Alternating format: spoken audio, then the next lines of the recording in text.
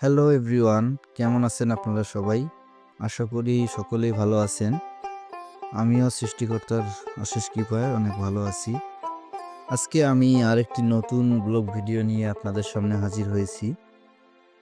আজকে আমি এমন একটি জায়গার ভিডিও আপনাদের দেখাবো, যেটি উলিপুরের খুব কাছাকাছি থেকেই ভারতের মেঘালয় রাজ্যের পাহাড় দেখা যায়। যদিও এই পাহাড় দেখাটা অনেকটা ভাগ্যের উপর নির্ভর করে, কেননা আকাশ মেঘাচ্ছন্ন থাকলে পাহাড়গুলো ঢাকা পড়ে ওই মেঘের আড়ালে। আজকের যাত্রার বাহন হিসেবে রয়েছে একটি মোটরসাইকেল, তাই আমরা মেইন রোড না ধরে লোকাল রোড দিয়েই রওনা দিলাম। আমরা রওনা করেছি কেডিএবি ডিসির মোড় থেকে মাঝবিল রোডে। আজকে আমার সফর সঙ্গী হিসেবে রয়েছে সুজনদা এবং মাধব। বর্ষার মৌসুমে ভারতের গজলডোবা সীমান্তের জল ছেড়ে দিলে মাছবিল সহ আশেপাশের এলাকাগুলো প্লাবিত হয়। তখন প্রকৃতি এক ভিন্ন রূপ ধারণ করে।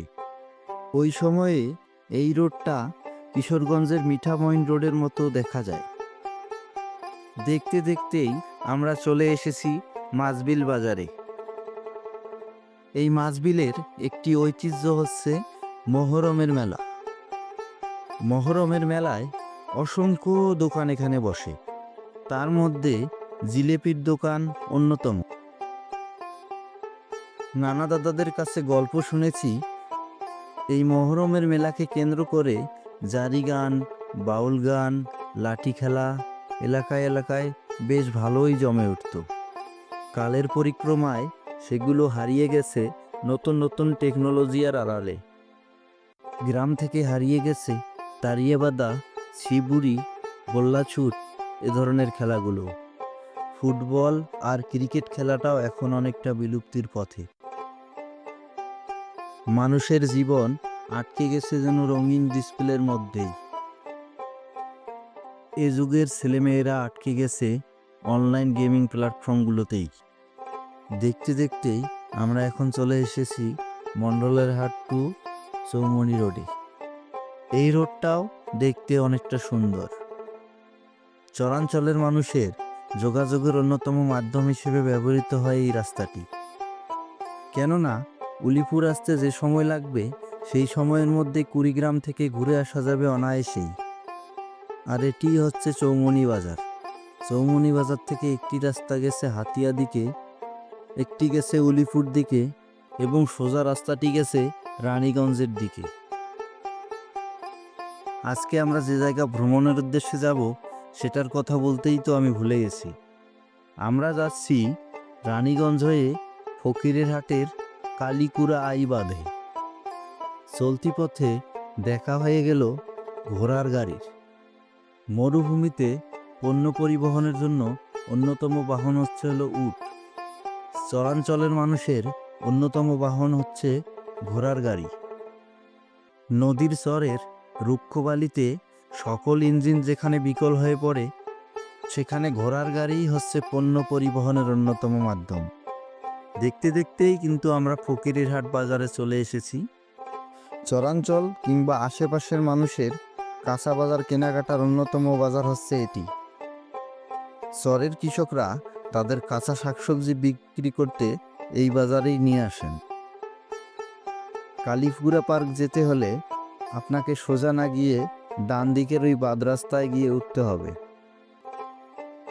এই বাদ রাস্তা ধরে 1 কিলোমিটার মতো গেলেই পৌঁছে যাব আমাদের কাঙ্ক্ষিত স্থানে। বালু উত্তোলনের ট্রাক এই রাস্তা দিয়ে চলাচল করায় রাস্তার একদম বেহাল দশা। এই বাদ রাস্তাটি কাশকোল হয়ে সিলমারি নৌবন্দর পর্যন্ত বিস্তৃত।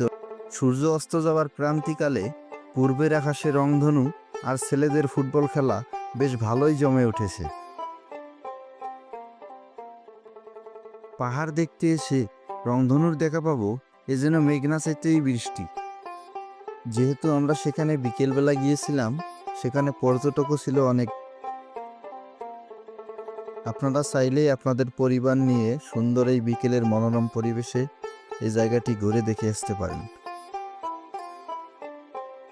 যারা নদী, খোলা আকাশ আর প্রকৃতিকে ভালোবাসেন তারা সুন্দর এই নির্মল হাওয়ায় এই জায়গায় ঘুরে যেতে পারেন। নদীর পাড়ের এই নির্মল হাওয়া আপনার মনকে প্রশান্ত করে দেবে। আপনারা ভিডিওটি খেয়াল করলেই দেখতে পাবেন, নদীর ওই পাড়ের গাছপালার পেছনেই দেখতে পাওয়া যাচ্ছে মেঘালয়ের সেই পাহাড়।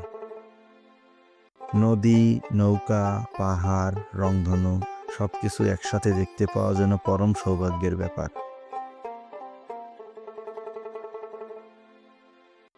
ফকিরের হাটের কালিকুরা আইবাদের ভিডিওটি আপনাদের কেমন লেগেছে অবশ্যই কমেন্টে জানাবেন। ভিডিওটি যদি আপনাদের ভালো লেগে থাকে তাহলে অবশ্যই চ্যানেলটি সাবস্ক্রাইব করবেন।